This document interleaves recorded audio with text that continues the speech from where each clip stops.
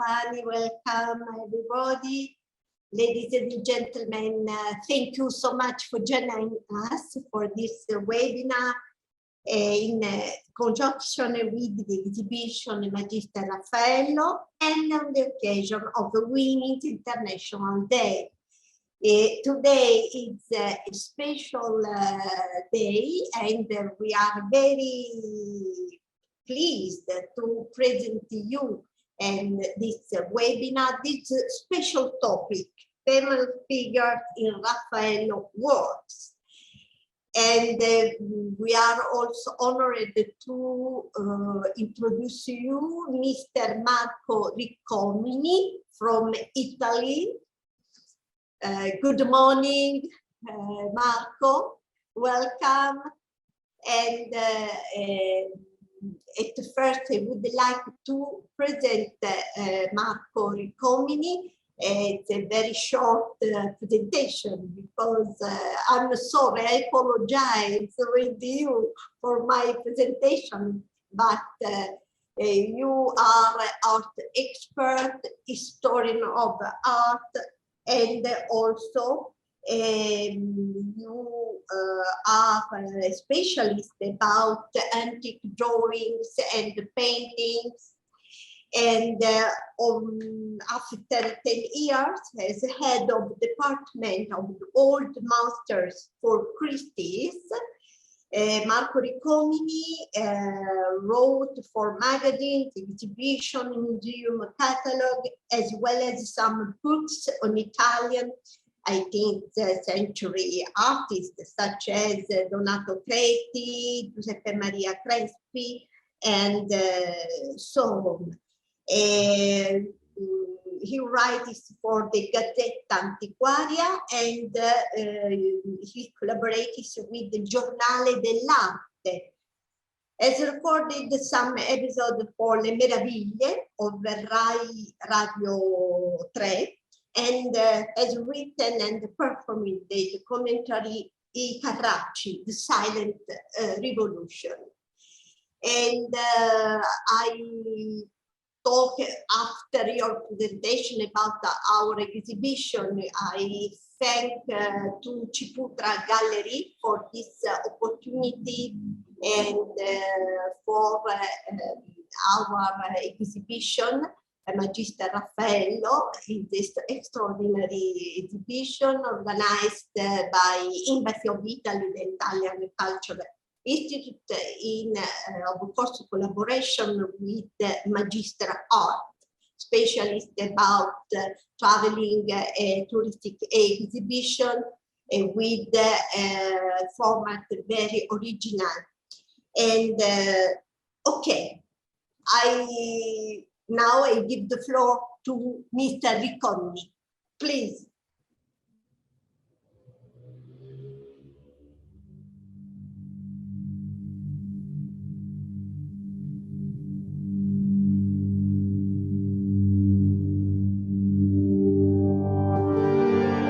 Here is the famous Raphael.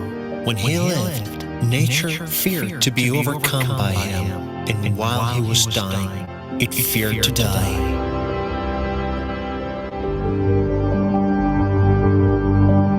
The story of an artist gifted by nature with extraordinary talent, contemporary to the greatest of the Renaissance. A man in search of the high ideal of serenity and beauty.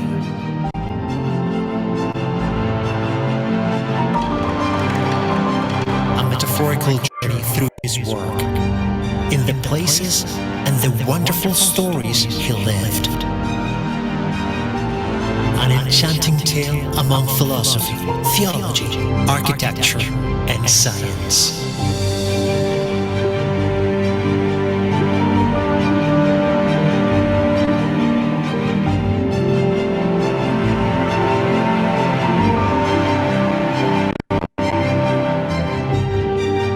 Magister Raffaello.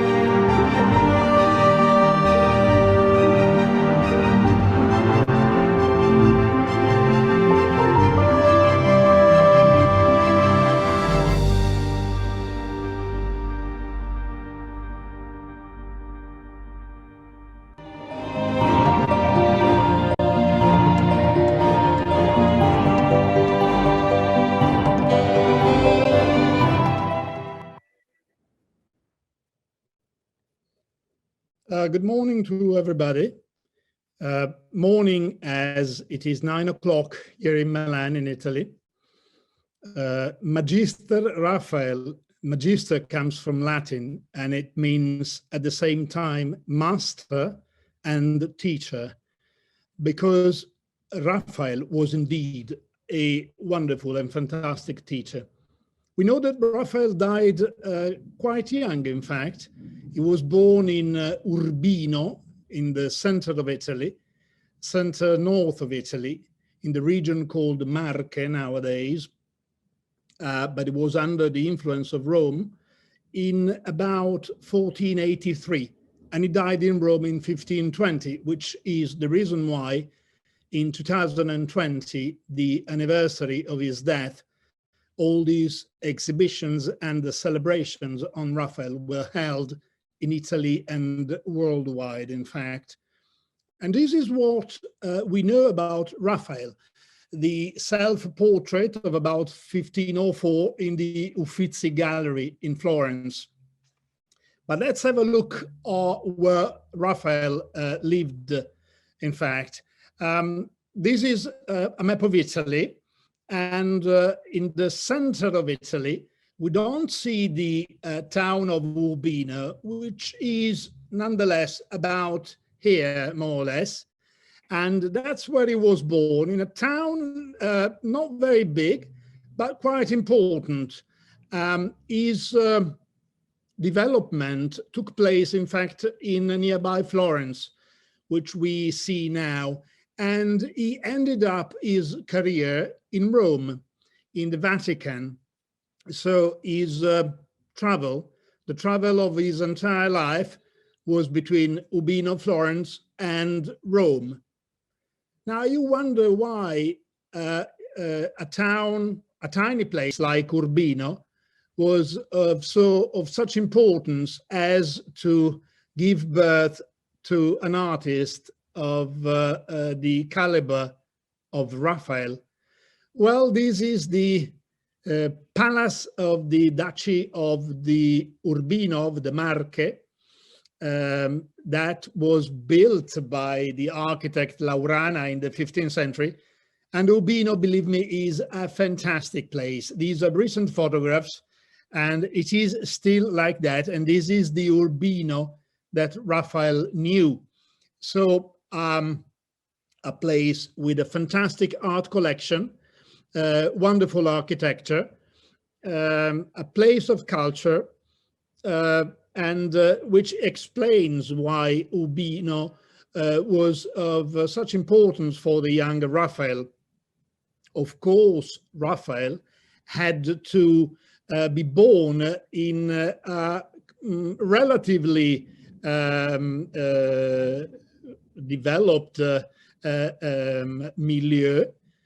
This was his place of birth, his house, as we know. It's now transformed in a museum. It's nothing of the things that you see were there at the time of Raphael, except maybe for the chimney place, but not the sculptures, not the furniture, and not the paintings, which are all Baroque. But that gives you an idea that he was born in a relatively, how shall we say, well-positioned family in even a small town like Urbino.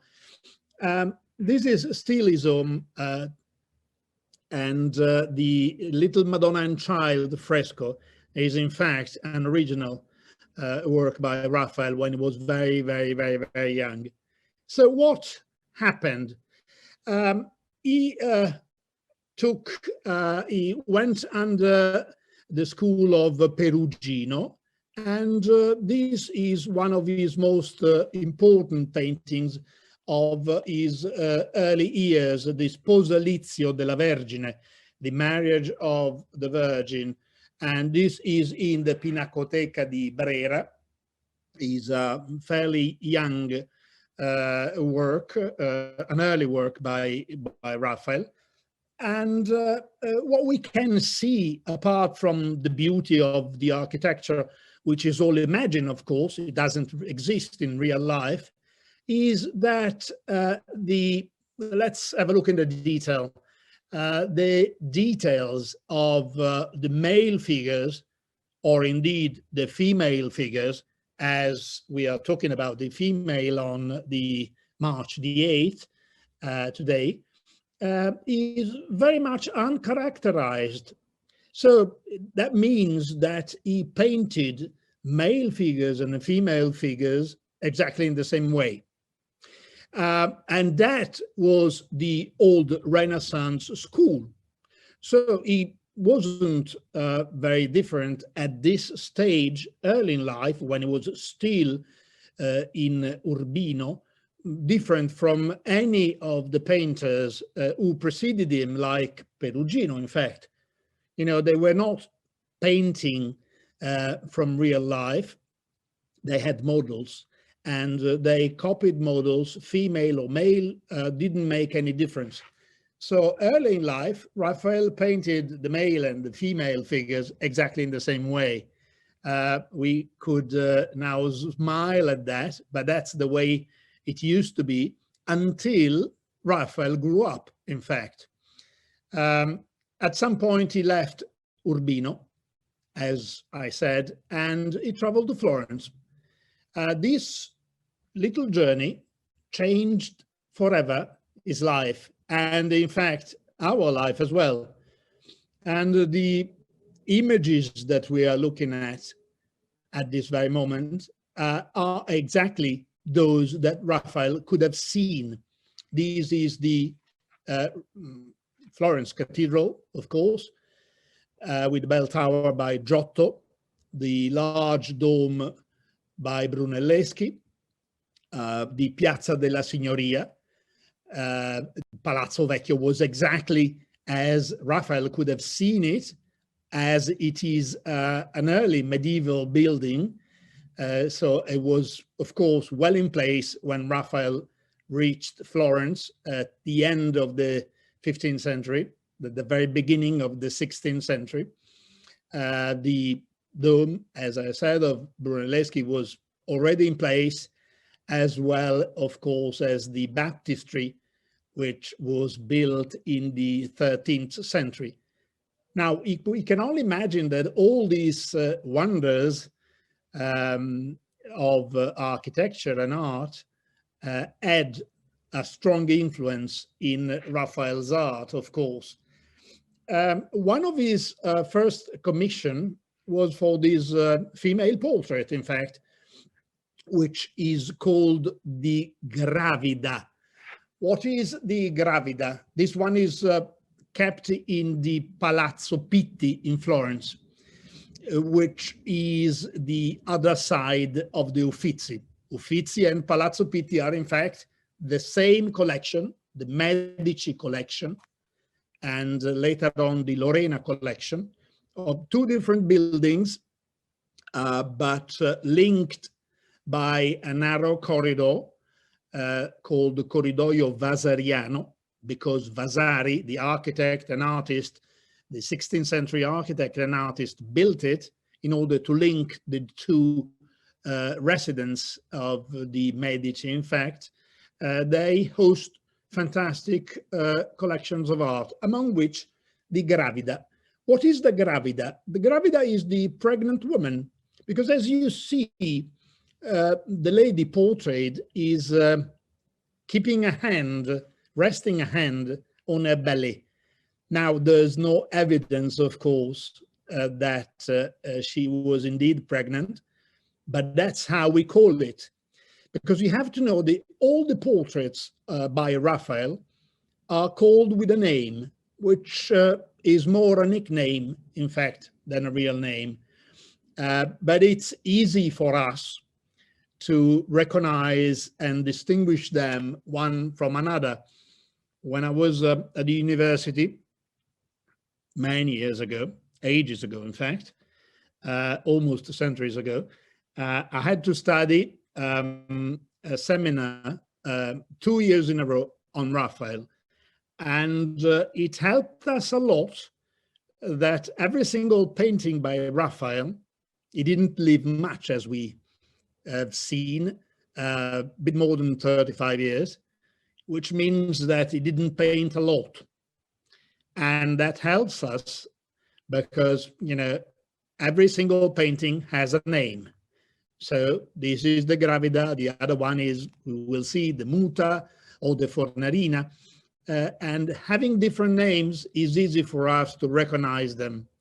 And bear in mind that not every single painting given to Raphael is widely and accepted by art historians as by Raphael, because Raphael had a lot of pupils, especially when later in life he reached Rome.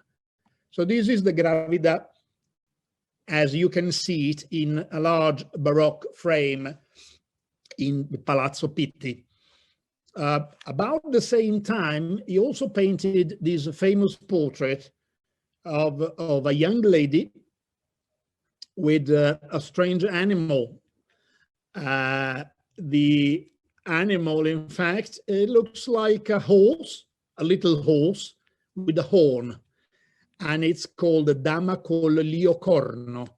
So the lady with the unicorn, we can translate it. This one is kept in the Galleria Borghese in Rome. As you can see, is about the same time, 1505. And people say that is a portrait, but it's hard to say, really. It has been heavily restored, and we can only guess that is a portrait.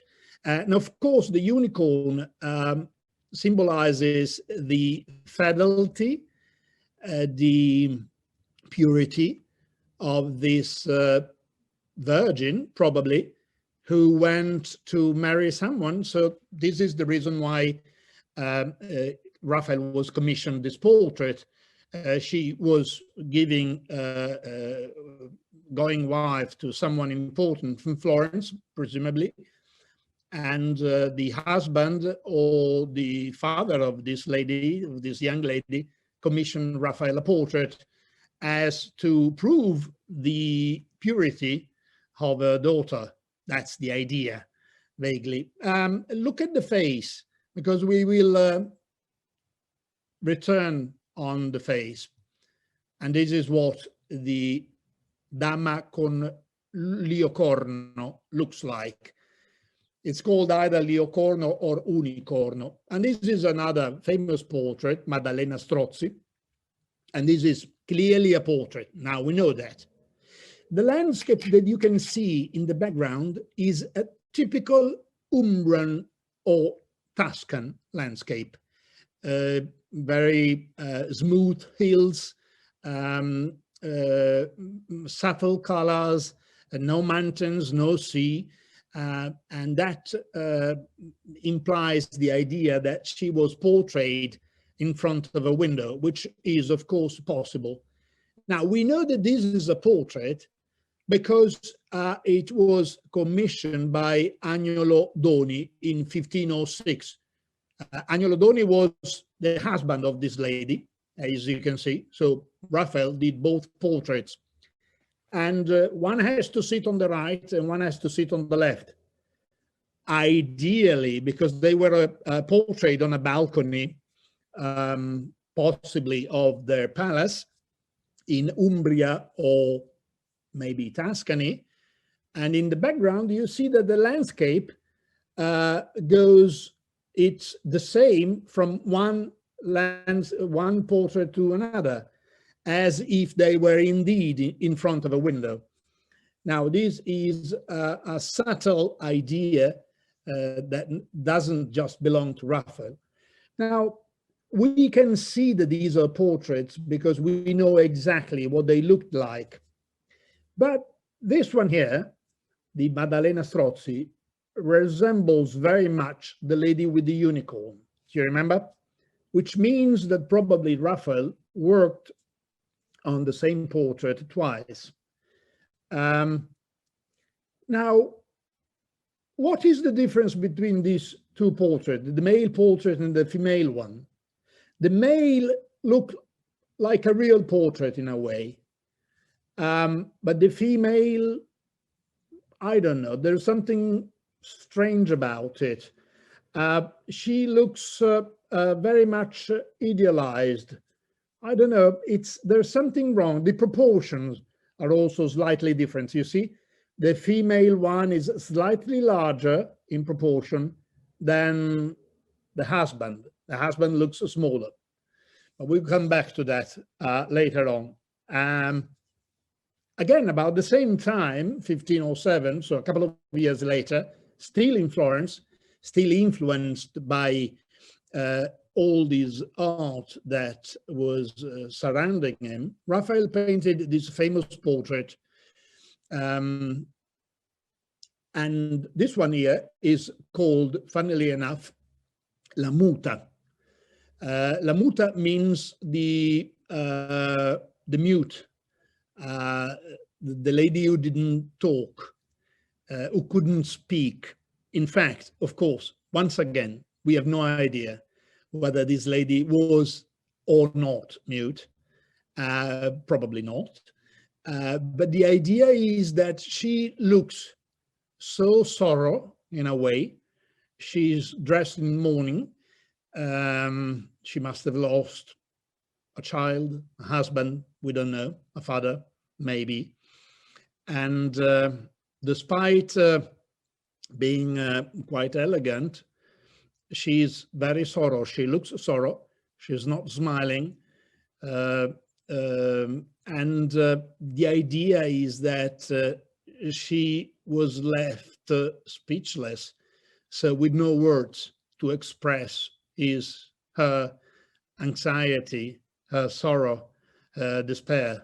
That's the idea. So that's why we now call it La Muta, although we have no idea whether this is a real portrait or not. We presume it is.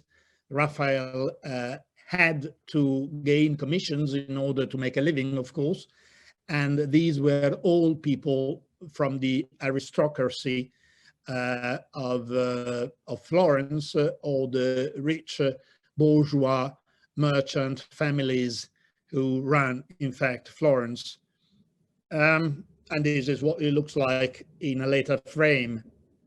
When he moved from Florence finally to Rome around 1508, 1509, he reached the town which hasn't, funnily enough, changed much, at least in the town center.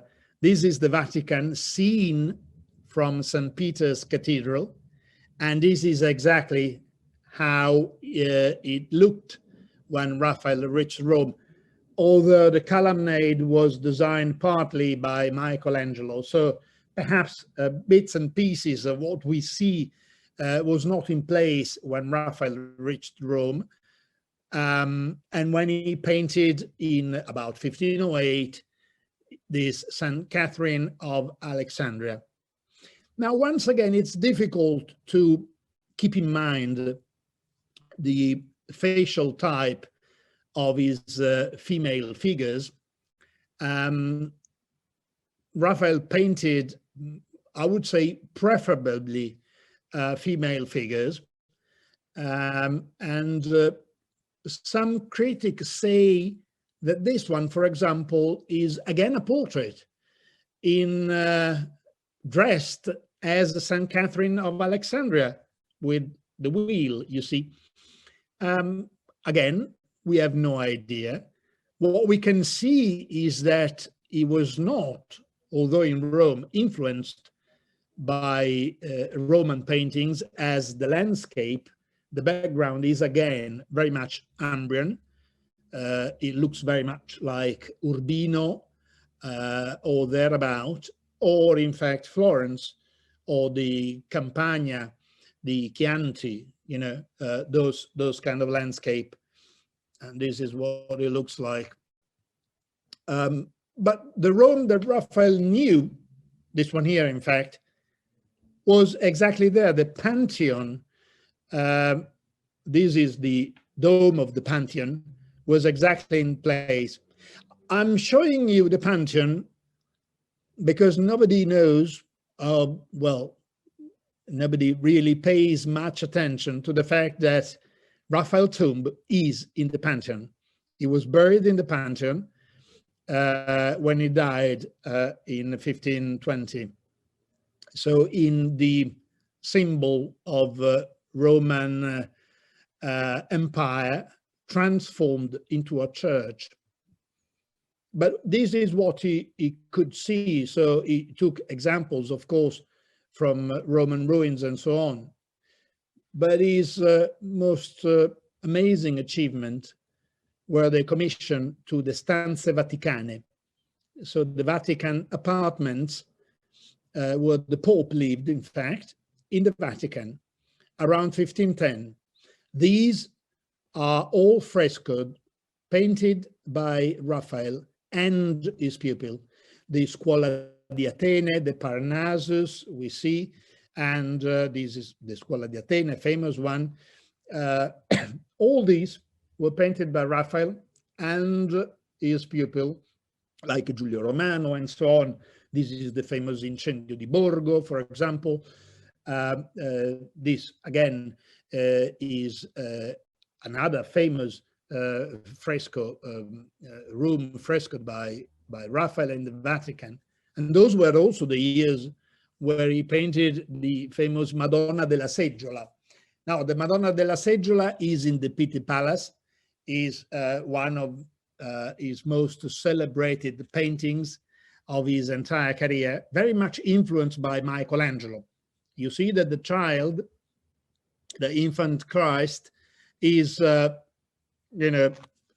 pretty much built up in terms of muscles and complexion, which means that Raphael must have seen in about those years when Michelangelo began the Sistine Chapel, about 1510, he must have seen the frescoes and took inspiration in order to, how shall we say, develop the muscles of the young infant Christ.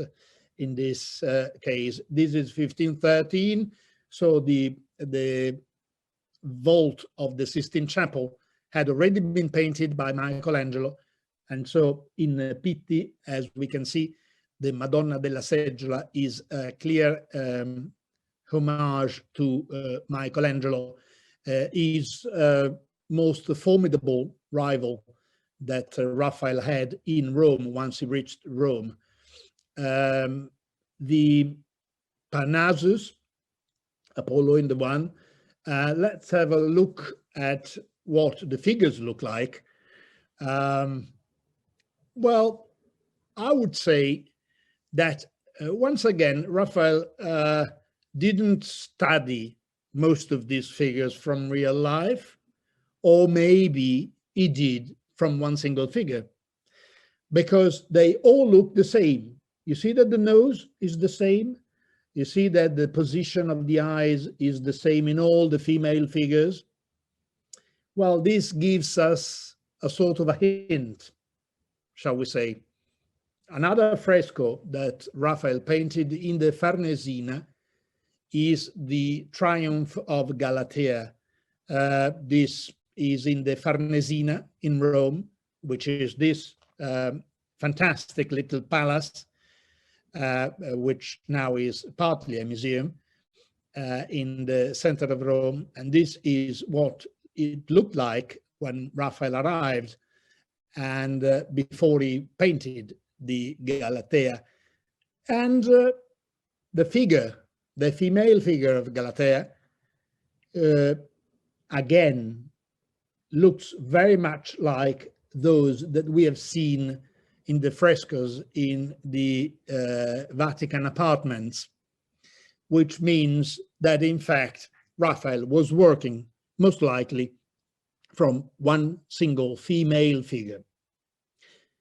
This one here is, again, one of his most celebrated paintings. It's called the La Velata.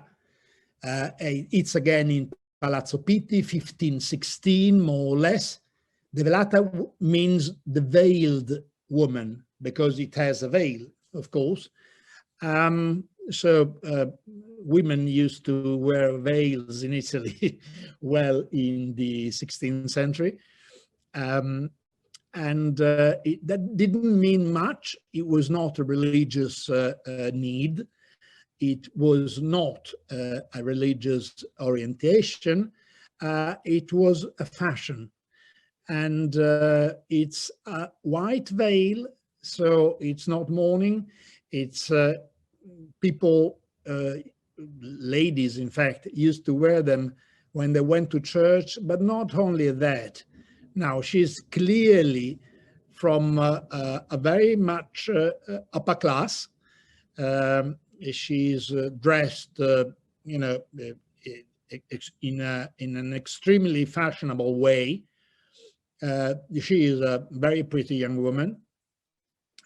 We say 15, 16 approximately, so towards of Raphael's end of his life. And she's a sort of smiling. And again, is this a portrait? We have no idea, but we can guess that it could be a portrait. Otherwise, no model would have could have afforded to buy and wear such an elaborate dress, which looks, with some gold in it as well. 1516, and this is what looks like. Now you see that in the background, on the left-hand side, there's written La Fornarina e la Velata, possibly the two most famous portraits, well, female portraits by Raphael. Now, and in the background, there is an inscription signed by Giorgio Vasari. We've seen Vasari earlier, artist, architect, the writer of the Vite, the lives of the most important Italian sculptors, architects, and painters from the very beginning to his days. And he wrote, fu Raffaello, persona molto amorosa et affezionata alle donne e di continuo presto ai servigi loro. That means that Raphael, and this it's written by a contemporary of Raphael, Giorgio Vasari, an artist himself, although Vasari it's writing around the 60s, and Raphael died in 1520. Raphael was a person very much in love with women and affectionate to women, and who was helping them and serving them in any possible way. These are very kind words, which are, in a way, leading us towards the idea that Raphael was so much interested in women and ladies as to portray them preferably rather than men. So he got commission probably from husbands or fathers and the Pope and so on, in order to portray and paint ladies in preference. So we have seen the Velata, and now we see the famous Fornarina. Now this is painted towards the very end of Raphael's life, 1518. He died in 1520. It is signed. You see that there's an inscription, a rib on her arm, a ribbon, and it says Raphael Urbinas. It means Raphael from Urbino, his hometown. You remember, in the Marche, a place that you have to visit if you come to Italy, because it's a fantastic place, believe me. It's not easy to reach, but it's a fantastic place. What does the Fornarina means? Do you know? Well, fornaio is a very common surname in Italy. Fornaio, Fornari. it means the baker. So the fornarina was probably the little baker lady.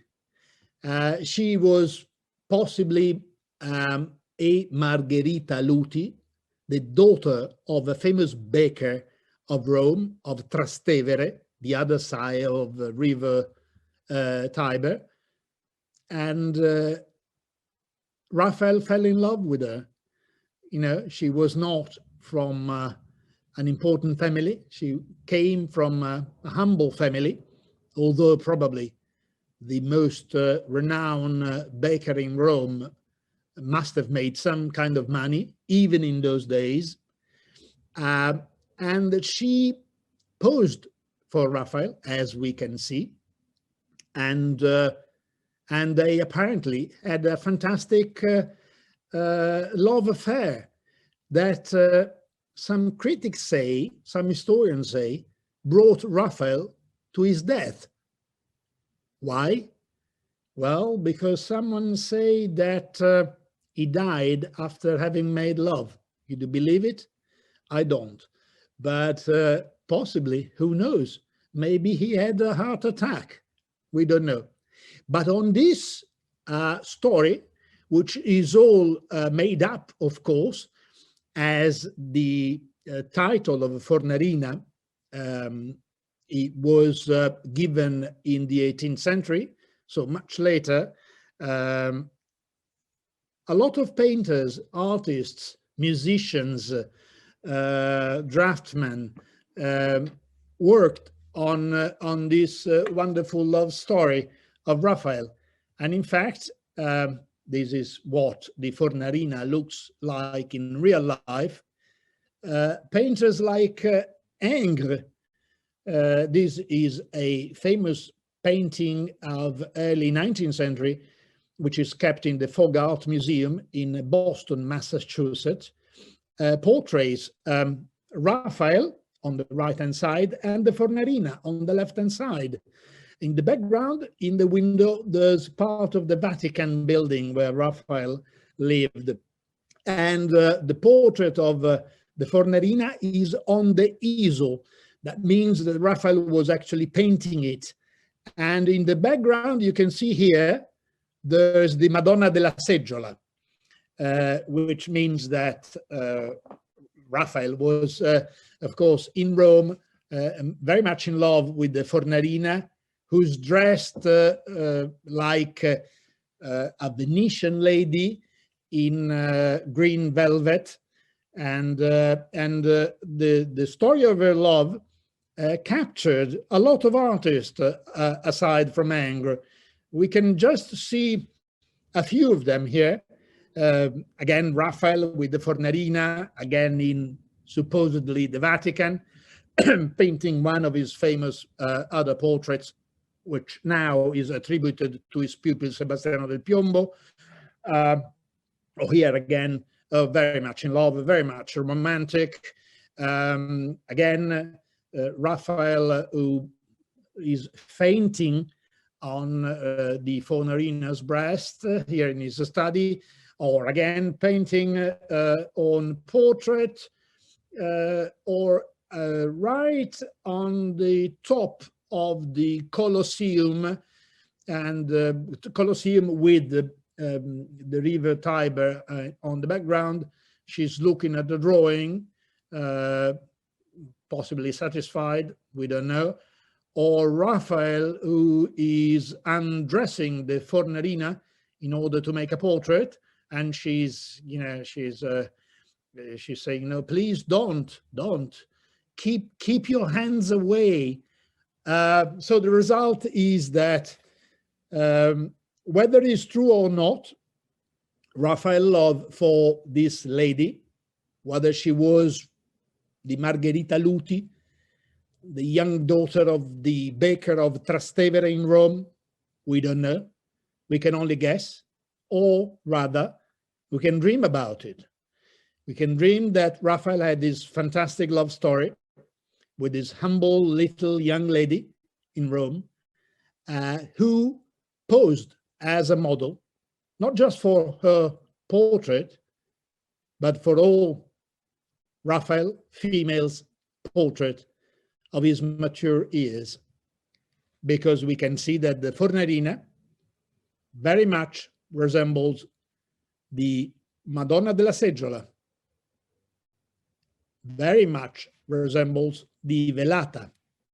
And so in the end, when Ingres painted his Fornarina, in fact, took example from all the models that Raphael painted throughout his entire life, of one woman in mind, the woman that possibly changed his life, possibly forever, if he indeed died because of her.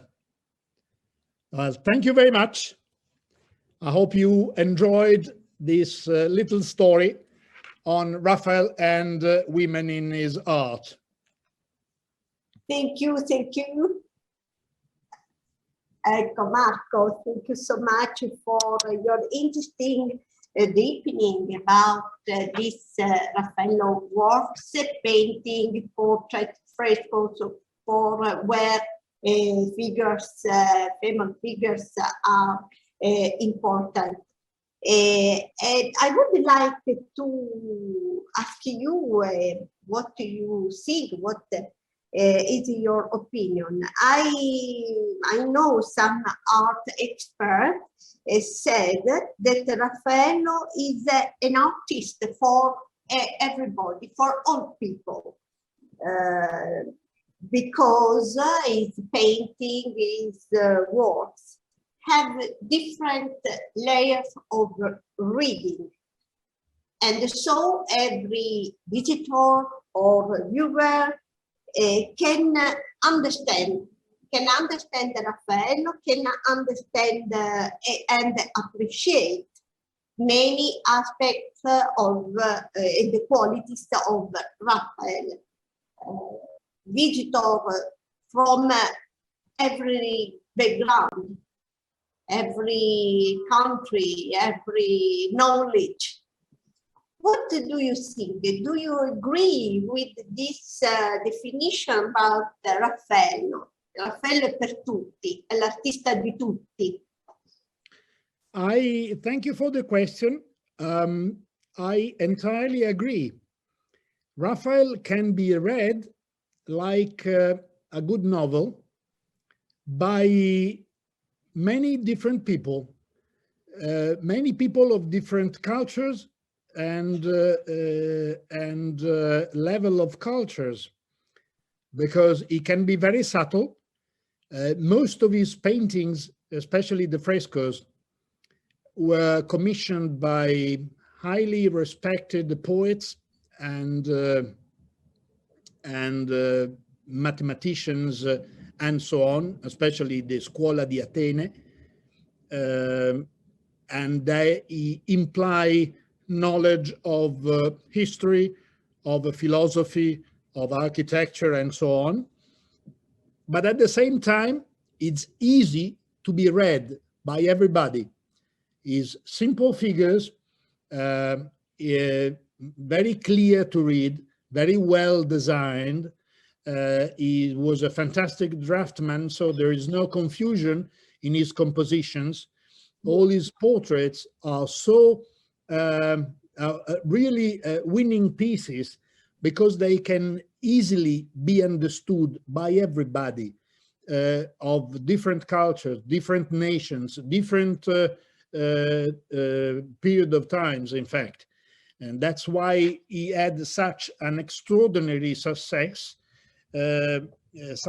not only during his lifetime, but since he painted that till these days, in fact. Thank you. We have some question for our public. Is Raffaello love story real? It's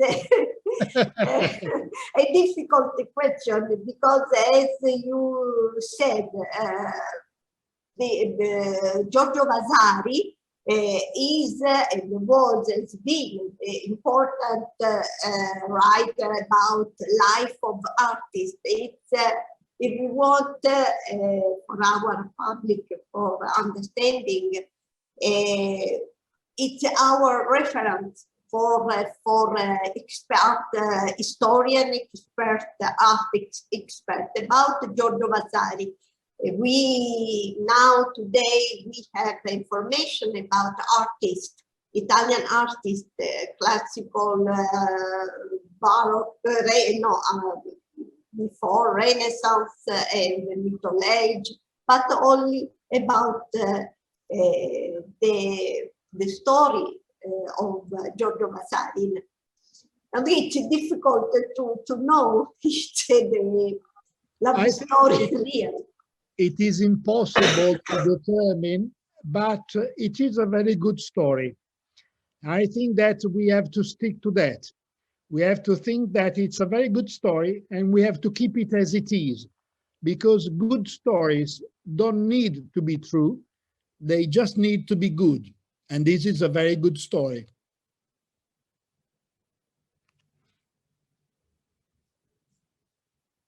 Okay. I don't know if someone has a question about this focus about Raffaello. And I also would like to ask to Marco, the inspiration from Leonardo da Vinci, from Michelangelo, we know Raffaello was very interested about Leonardo works, about Michelangelo work, to which was contemporary. Raffaello was contemporary to Leonardo, to Michelangelo, and someone said also Raffaello, it was important, was original, despite this influence, inspiration from big masters like Leonardo and Michelangelo. It's absolutely. Leonardo dies in 1519. Raphael dies in 1520, so they are absolutely contemporary. Although Leonardo dies late in life and Raphael dies early in life. Michelangelo is an exception, as he dies in 68, so much later, of course, but he was very well active when Raphael reached Rome, and both Michelangelo and Leonardo were both from Tuscany, so the region very close to Urbino, the Marche, where Raphael was born, and they both grew up technically, and they studied in Florence, where the three of them meet. Raphael was very young, Leonardo was a bit older, Michelangelo was also quite young, and they interchanged inspiration and took one from each other. Perhaps Leonardo was one of a kind in the sense that was not too much interested in what Raphael and Michelangelo did. On the contrary, Raphael was very much interested in what Michelangelo did, as we have seen on the Madonna della Sejola. And at the same time, Michelangelo was quite amused by Raphael frescoes in the Vatican apartments. So yes, it was a fantastic moment for Italian art, for the art of the world, in fact. Those, how shall I say, fantastic 20 years of the beginning of the 16th century. Thank you, Marco. If there's anyone would like to ask, otherwise I invite you to visit the exhibition, extraordinary exhibition of Magister Raffaello. And the exhibition is open until 31 March at the Galleria Ciputra. And we organize also some visit, some with the guide, but the original of the exhibition is